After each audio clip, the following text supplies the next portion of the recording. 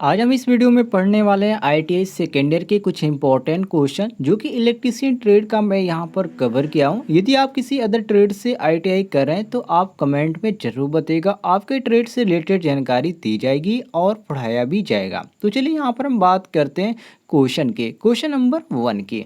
पहला क्वेश्चन इसमें पूछा गया है कि 3 फेज इंडक्शन मोटर के मुख्य भाग हैं, जैसे कि स्टेटर हो गया, रोटर हो गया, या स्टेटर व रोटर, या उपयुक्त में कोई नहीं। इसमें जो भाग है वो आपका स्टेटर और जो रोटर होता है वो 3 फेज इंडक्शन मोटर का भाग होता है। तो ये आपका सी ऑप्शन क्वेश्चन के अनुसार करेक्ट आंसर हो जाता है।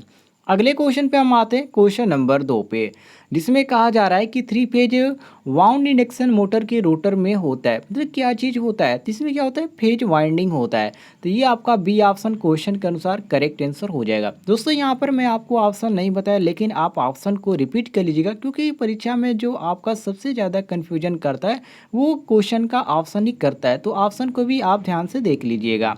आइए अगले क्वेश्चन पे आते हैं, क्वेश्चन नंबर 3 पे, जिसमें कहा जा रहा है कि स्क्वायरल केज इंडक्शन मोटर के रोटर को स्क्रूड किया जाता है। मतलब स्क्रूड जो किया जाता है वो क्यों किया जाता है, तो देखिए रोटर की जो अवस्थाएं होती है उसको स्मूथ और टार्क करके ही बनाया जाता है। अब इसमें जो हमारा सही में आंसर किया गया है वो हमारा यहाँ पर देख सकते हैं, यहाँ पर बी किया गया है, लेकिन ये आपका बी जो होता है बिल्कुल गलत हो जाता है। क्वेश्चन के अनुसार यहाँ पर हमारा सी हो जाएगा कि रोटर और जो स्टेटर होता है उसकी मैग्नेटिक लीकेज को कम करता है, इसलिए इसको क्या किया जाता है, स्क्रूड किया जाता है। तो सी ऑप्शन क्वेश्चन के अनुसार हमारा करेक्ट आंसर हो जाता है। अगले क्वेश्चन पे आते हैं, क्वेश्चन नंबर 4 पे, जिसमें कहा जा रहा है कि एक 3 phase slip ring induction motor का रोटर जो डेल्टा कनेक्टेड है वो होगा, डेल्टा होगा या स्टार होगा, या आवश्यकता अनुसार डेल्टा या स्टार होगा, या उपयुक्त कोई नहीं। तो इसमें हमारा सही हो जाता है ऑप्शन नंबर बी की क्या होगा, स्टार होगा। तो बी ऑप्शन क्वेश्चन के अनुसार हमारा करेक्ट आंसर हो जाता है। नेक्स्ट क्वेश्चन पे आते हैं, क्वेश्चन नंबर 5 पे, जिसमें कहा जा रहा है कि इंडक्शन मोटर इस सिद्धांत पर काम करते हैं, मतलब जो इंडक्शन मोटर होती है वो किस सिद्धांत पर कार्य करती है, लॉ लेंज लॉ के नियम पर, या एम्पियर लॉ के नियम पर, या म्यूचुअल इंडक्शन का सिद्धांत पर, या सेल्फ इंडक्शन के सिद्धांत पर। तो ध्यान रखिएगा दोस्तों, जब भी आपका इंडक्शन मोटर से क्वेश्चन आए और उसमें पूछा जाए सिद्धांत के बारे में, तो आप बोलेंगे म्यूचुअल इंडक्शन सिद्धांत पर, अर्थात प्रिंसिपल ऑफ म्यूचुअल इंडक्शन, अर्थात सी ऑप्शन हमारा क्वेश्चन के अनुसार करेक्ट आंसर हो जाता है। अगले क्वेश्चन पे आते हैं, क्वेश्चन नंबर 6 पे, जिसमें कहा जा रहा है कि एक 3 फेज इंडक्शन मोटर का रोटर स्टेटर रोटेटिंग फील्ड की दिशा में घूमता है, जिसकी व्याख्या इस प्रकार की जाती है, जैसे कि इलेक्ट्रोमैग्नेटिक इंडक्शन का फैराडे लॉ, या लेंज लॉ, या न्यूटन का गति का नियम, या फ्लोमिंग का दाएं हाथ का नियम। तो इसमें आपका सही हो जाता है ऑप्शन नंबर बी, जिसको बोलते हैं लेंज लॉ। यहाँ पर हमारा बी ऑप्शन दिया गया है। तो बी ऑप्शन क्वेश्चन के अनुसार हमारा करेक्ट आंसर हो जाता है। नेक्स्ट क्वेश्चन पे आते हैं, जिसमें कहा जा रहा है कि 3 फेज इंडक्शन मोटर के घूमने की दिशा को इस प्रकार उल्टा किया जा सकता है, मतलब किस प्रकार इसको हम क्या कर सकते हैं, उल्टा कर सकते हैं। तो देखिए इसमें लीड होती है, 2 लीड होती है, और वो क्या होते हैं, उन 2 लीडों को सप्लाई से यदि हम ट्रांसपोज कर दें तो क्या होगा, उसका विपरीत हो जाएगा, मतलब उल्टा हो जाएगा। तो इसमें हमारा जो सही हो जाता है ऑप्शन नंबर ए बिल्कुल करेक्ट आंसर हो जाता है। नेक्स्ट क्वेश्चन पे आते हैं, क्वेश्चन नंबर 8 पे, जिसमें कहा जा रहा है कि सिंक्रोनस स्पीड व स्पीड है जिस पर क्या करता है, स्टेटर और मैग्नेटिक फील्ड घूमता है, या रोटेटर नो लोड पर घूमता है, या रोटर फुल लोड पर घूमता है, या उपयुक्त कोई नहीं। तो इसमें आपका सही हो जाता है ऑप्शन नंबर ए, अर्थात स्टेटर का मैग्नेटिक फील्ड क्या करता है, घूमता है। तो ये आपका ए ऑप्शन करेक्ट आंसर हो जाता है। आइए अगले क्वेश्चन पे आते हैं, क्वेश्चन नंबर 9 पे, जिसमें कहा जा रहा है कि इंडक्शन मोटर की स्पीड सिंक्रोनस मोटर की स्पीड की तुलना में क्या होती है, अधिक होती है, या कम होती है, या समान होती है, या उपयुक्त कोई नहीं। तो इसमें आपका सही हो जाता है ऑप्शन नंबर बी की क्या होती है, कम होती है। तो बी ऑप्शन हमारा क्वेश्चन के अनुसार करेक्ट आंसर हो जाता है। नेक्स्ट क्वेश्चन पे आते हैं, क्वेश्चन नंबर 10 पे, जिसमें कहा जा रहा है कि एक 3 phase slip ring induction motor में हाई स्कॉटिंग टॉर्क को प्राप्त किया जाता है सप्लाई वोल्टेज बढ़ाकर, या सप्लाई फ्रीक्वेंसी को बढ़ाकर, या मोटर के टर्मिनल पर कैपेसिटर जोड़कर, या मोटर के स्लिप रिंग पर स्टार कनेक्टेड रेजिस्टेंस जोड़कर। मतलब किस प्रकार इसको क्या किया जाता है, स्टार्टिंग टॉर्क को प्राप्त किया जाता है। जिसमें हमारा जो सही हो जाता है ऑप्शन नंबर डी कि मोटर के स्लिप रिंग पर स्टार कनेक्टेड रेजिस्टेंस को जोड़कर इसको हम क्या कर सकते हैं, स्टार्टिंग टॉर्क को हम प्राप्त कर सकते हैं। तो यहाँ पर हमारा डी ऑप्शन करेक्ट आंसर हो जाता है।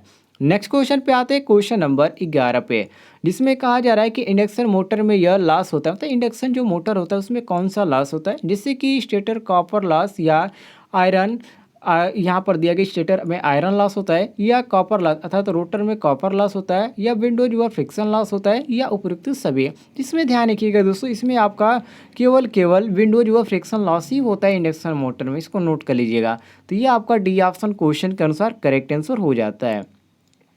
अगले क्वेश्चन पे आते हैं, जिसमें कहा जा रहा है कि इंडक्शन मोटर का कॉपर लॉस शोर के रूप में होता है या उष्मा के रूप में होता है या घर्षण में खो जाता है या वाइंडिंग में खो जाता है, मतलब किस प्रकार का ये लॉस होता है इंडक्शन मोटर का लॉस। तो इसमें आपका जो सही हो जाता है क्वेश्चन के अनुसार ऑप्शन नंबर बी करेक्ट हो जाता है, जिसको बोलते हैं उष्मा के रूप में होता है। तो ये हमारा बी ऑप्शन क्वेश्चन के अनुसार करेक्ट आंसर हो जाता है। अगले क्वेश्चन पे आते हैं, जिसमें कहा जा रहा है कि नो लोड पर इंडक्शन मोटर का पावर जो फैक्टर होता है वो लगभग कितना होता है, 0.3 लीडिंग होता है या 0.2 लोड लैगिंग होता है या 0.5 आपका लैगिंग होता है या 0.8 आपका लैगिंग होता है। तो ध्यान रखिएगा दोस्तों, मैं आपको कई बार इसको रिपीट कर चुका हूँ, 0.2 क्या होता है, लैगिंग होता है, ठीक है, नोट कर लीजिएगा। आइए अगले क्वेश्चन पे आते हैं, जिसमें कहा जा रहा है क्वेश्चन में कि इंडक्शन मोटर में शॉर्ट सर्किट टेस्ट होता है, नो लोड पर होता है या ब्लॉक्ड रोड पर या यहाँ पर दिया गया स्टेटर रेजिस्टेंस पर या ओपन सर्किट पे। तो इसमें आपका जो सही हो जाता है क्वेश्चन के अनुसार बी ऑप्शन सही हो जाता है, जिसको ब्लॉक्ड रोटर बोलते हैं। तो ये हमारा बी ऑप्शन क्वेश्चन के अनुसार करेक्ट आंसर हो जाएगा। आइए अगले क्वेश्चन पे आते हैं, जिसमें कहा जा रहा है कि रुकी इंडक्शन मोटर में स्लिप होता है, शून्य होता है या एक होता है या अनंत होता है या उपयुक्त कोई नहीं। तो इसमें आपका सही हो जाता है बी ऑप्शन, जिसको हम क्या बोलते हैं, यूनिटी अर्थात इकाई एक आपका होता है, ध्यान रखिएगा। नेक्स्ट क्वेश्चन पे आते हैं, क्वेश्चन नंबर 16 पे, जिसमें कहा जा रहा है यहाँ पर कि इंडक्शन मोटर में कोर लॉस, फ्रिक्शन व विंडोज लॉस को इस प्रकार टेस्ट से ज्ञात किया जाता है, नो लोड पर या ब्लॉक्ड रोटर पर या सी दिया गया लोड पर या स्टेटर रेजिस्टेंस पे। जिसमें हमारा जो सही हो जाता है क्वेश्चन के अनुसार ए ऑप्शन सही हो जाता है, जिसको नो लोड बोला जाता है। ए ऑप्शन हम करेक्ट मारेंगे।